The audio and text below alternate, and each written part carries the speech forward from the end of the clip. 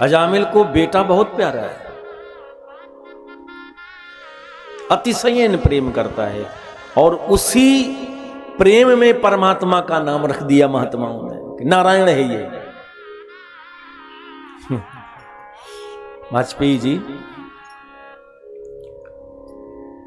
किसी समर्थ संत विद्वान ने कहा है, दुनिया में किसी वस्तु पदार्थ के जो नाम हैं ये दूसरे नंबर पर नाम रखे गए हैं। पहला नाम दुनिया में जो भी है उसका पहला नाम नारायण है, क्योंकि एको हम बहुश्याम प्रजायेति, वो एक ही तो बहुत बना है, तो जो भी बना हुआ दिख रहा वो भगवान ही तो है।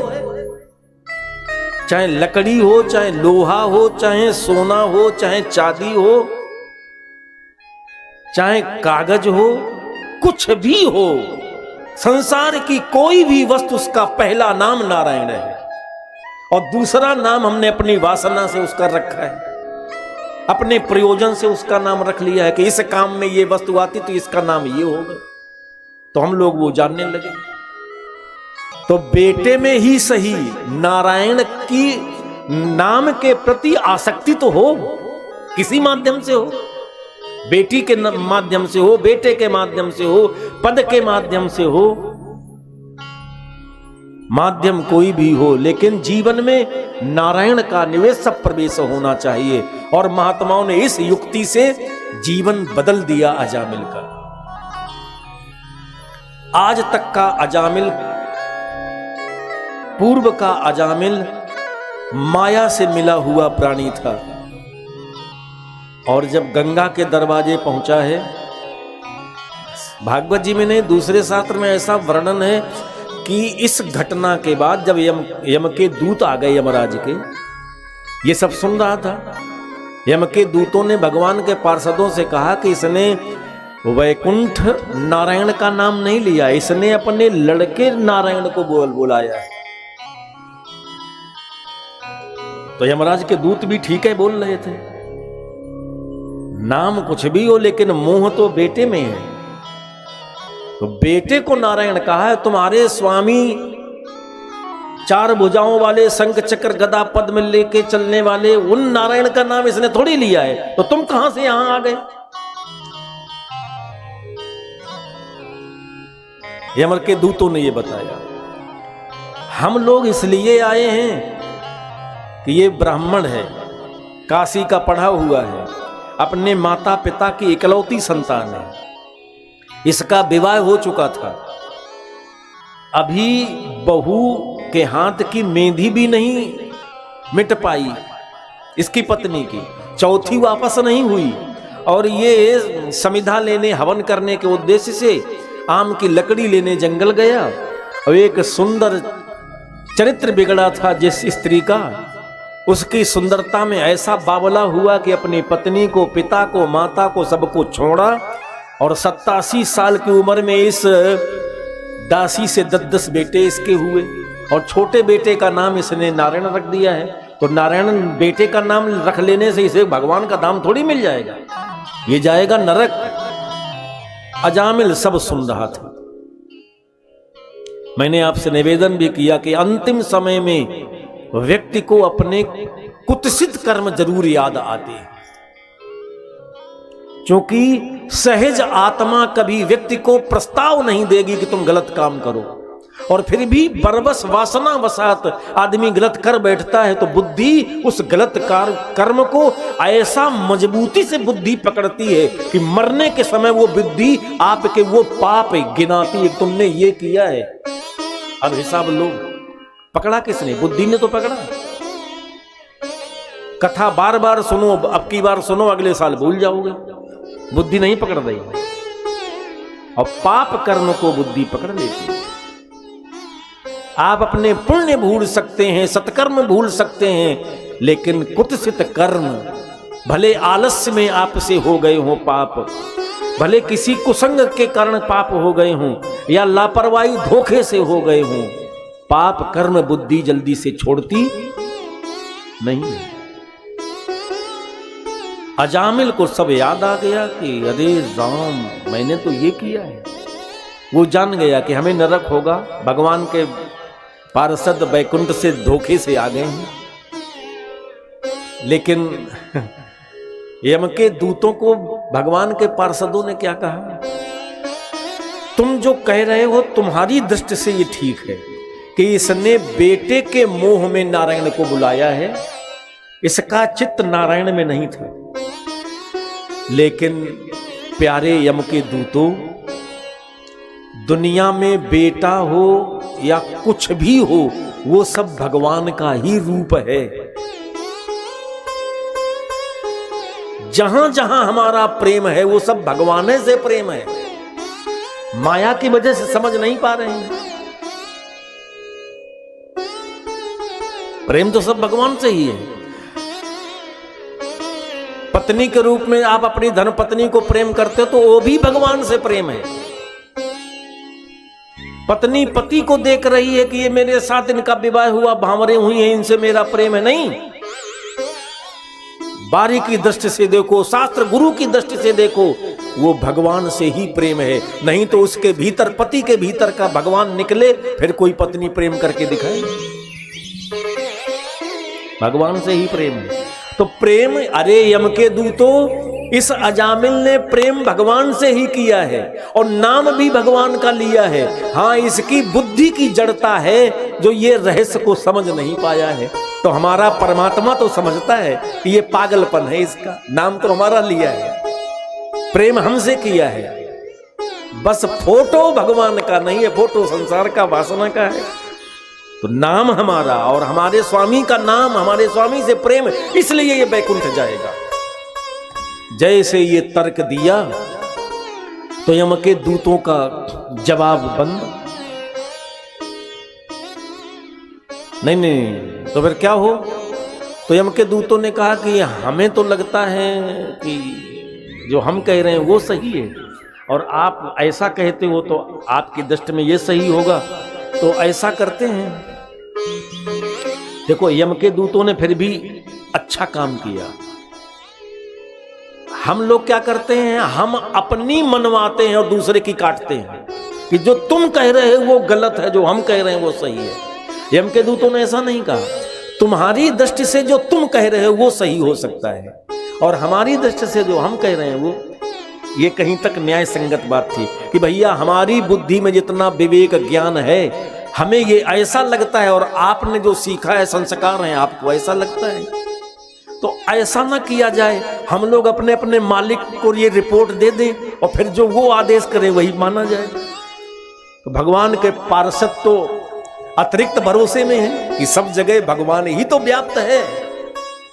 देश काल दिस विधि सब माही, कहूं सो कहां जहां प्रभु। तो तुम अभी मान जाओ तो अच्छा है, और संयमनी पुरी अपने मालिक यमराज के पास जाकर के मानो तब अच्छा। कोई बात नहीं, ठीक है। तो यमराज के दूत रस्सी लेकर के जो गए थे, पास लेकर के, वो अपने संयमनी पुरी यमराज धर्मराज के पास आए, तो भगवान के पार्षद वैकुंठ चले गए। ये बीमार था नहीं, रोगी था नहीं, इसने सब कुछ समझ लिया है। ये जान गया कि हमें नरक नरक नरक ही होगा, क्योंकि व्यक्ति का कर्म ही उसे स्वर्ग और नरक ले जाने की भूमिका में होता है। हमने जीवन में क्या क्या किया, कितनी गृहस्थियों को मैंने तबाह किया है अपने खुराफात और षड्यंत्र से, हम नहीं जानेंगे, कौन जानेगा। कुछ लोग ऐसे होते हैं कि जीवन में उनका लक्ष्य ही यही है कि कितनी गृहस्थी हम बिगाड़ें जाकर के, कहां कहां कलह पैदा करवाएं।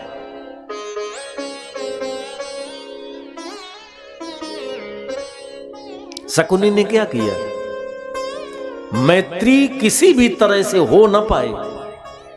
जब कभी शकुनी से पूछा गया कि यार तुम तो रिश्तेदार थे कौरवों के, तुम कमर कस के आए कि कौरव पांडवों में मैत्री न हो पाए, लड़ाई होकर के ही रहे, ऐसा तुमने निर्णय क्यों लिया? तो शकुनी ने कहा कि कौरवों ने मेरे साथ अच्छा नहीं किया है, एक जन्मांध के साथ मेरी बहन का विवाह करवा दिया गया। हम इसका बदला यदि नहीं लिए तो हम शकुनी नहीं। अपनी गृहस्थी, अपना राज्य छोड़ा और बहन बहनोई के यहां आकर के सेवा में लग गया। और अंतिम समय तक, जब तक महाभारत हो नहीं गया, तब तक शरीर छोड़ा नहीं उसने। तो कुछ लोग होते ही है दूसरे को बर्बाद करने के लिए। बोलिया नंद कंद भगवान की जय, श्री वृंदावन बिहारी लाल की जय। संयमनी पुरी यमराज के यहां जाता है। समूह यम के दूतों का अनमनस्क है, प्रसन्न नहीं है। महाराज जी क्या नौकरी आपकी करना, क्या सेवा करना, जहां जाते वहां से भगा दिए जाते, आज के बाद हमें नहीं भेजना। क्या हुआ? यमराज ने पूछा। बोले ऐसे ऐसे गया था। तो यमराज ने एक कानून बताया है कि देखो भैया, जो व्यक्ति भगवान का नाम लेता हो, धर्म के चिन्ह धारण किए हुए हो, भले पाखंड में ही सही। ये अजामिल का पाखंड ही तो है, नारायण का चिंतन नहीं है, लेकिन नारायण का नाम है बेटे के माध्यम से। बोले भैया, जो आदमी भगवान का नाम लेने वाला हो, भगवान के धर्म के चिन्ह धारण करने वाला हो, स्वप्न में तुम उनके पास नहीं जाना। एक नया कानून बना दिया। अब कितनी छूट हम लोगों को मिल गई। तुलसीदास जी ने मोहर लगा दी रामचरितमानस में। भाव कुभाव अनख आलस हो, नाम जपत मंगल दिस दस। नाम जपत मंगल ही होगा, दसों दिशाओं में मंगल होगा। चाहे भाव से लिया जाए, चाहे आलस्य से लिया जाए, चाहे कुभाव से लिया जाए, चाहे क्रोध में नाम लिया जाए। अजामिल ने कैसे नाम लिया? मोह में नाम लिया। अब 13 वर्ष का समय अजामिल के जीवन का भी शेष था। इसको अपने जीवन के सारे कुत्सित कर्म याद आ गए। वो घटना ऐसी घटित हो गई थी। एक अच्छाई थी, उसको एक भरोसा हुआ कि मैंने अपने बेटे में प्रेम करते हुए बेटे को नारायण कह के बुलाया और फिर भगवान के पार्षद वैकुंठ से आ गए। और यदि मैंने सच्चे मन से भगवान को पुकारा होता, उन्हीं को ध्यान में रख करके उनका नाम लिया होता, तब तो हम वैकुंठ ही जाते। तो अब जो समय व्यतीत हुआ सो हुआ, गतम न सोचामी। जो गत हो चुका है, चला गया है, बीत गया है, उस पर सोच न किया जाए। वर्तमान को संवार लिया जाए, सजा लिया जाए। तो फिर निर्मल मन से अपने पापों को याद रखते हुए कि मैं तो पापी हूं, क्या मेरे ऊपर भी आप कृपा करेंगे?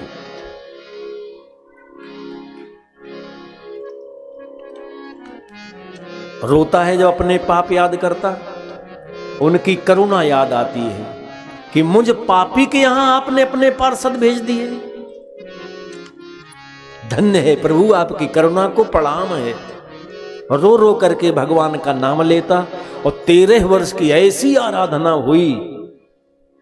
माधुकरी भिक्षा करता है, जैसे मक्खी पुष्पों पर बैठ करके मिठास इकट्ठा करके एक छत्ते में एकत्रित करती है, वो मधु कहलाता है।